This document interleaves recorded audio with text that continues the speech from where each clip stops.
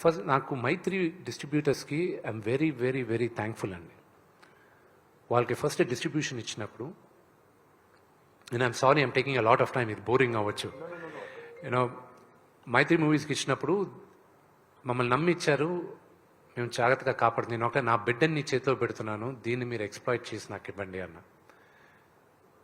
వాళ్ళు shows release చేసేటప్పుడు ఒకటే చెప్పారు, మేము 7 o'clock షోస్ పెడుతున్నాం అన్నా, బెటర్ సార్ ఏనా 7 o'clock నా సినిమాకి రారు కదా. లేదు విపరీతమైన ఇది ఉంది, మీరు వదిలేంటి, వదిలి చేస్తాను.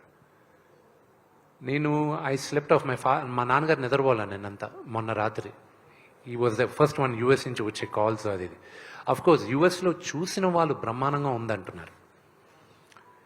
అండ్ మార్నింగ్కి వచ్చేసరికి 7 o'clock 10 o'clock నేను నమ్మలా, ఎందుకంటే మార్నింగ్ జనరల్గా నచ్చిన వాళ్ళు చూస్తారు, బాగుంది అంటారు.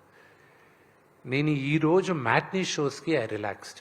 I was like wow, what they saying is actually true అనేది నమ్మబుద్ధి అయింది. అండ్ రాము గారి మెసేజ్, రామ్ గోపాల్ వర్మ గారి మెసేజ్ ఈరోజు మార్నింగ్ పెట్టారు ఆయన. నేను వాజ్ హోల్డింగ్ బ్యాక్, ఆపుకున్నాను. అందరూ పక్కన ఉన్నారు, కానీ ఆయనకు మాత్రం చెప్తున్నాను, ఎందుకంటే ఆయనకి నాకు ఒక ఎమోషనల్ కనెక్ట్. చాలామంది అనుకుంటారు రామ్ గోపాల్ వర్మ గారికి అసలు ఎమోషన్స్ లేవు. ఆయనంత సెంటిమెంటల్ హ్యూమన్ బీయింగ్ ఎవరు లేరండి. ఆయన రియలీ ఓట్ ఆయన సినిమా. అఫ్కోర్స్ కొన్ని బ్లాక్ చేశాను, ఆయన స్టైల్లో బూతులు మాట్లాడాడు, అందులో నేను పబ్లిక్లో పెట్టలేను కాబట్టి అవి బ్లాక్ చేయాల్సి వచ్చింది. But it has been a very emotional ride for all of us.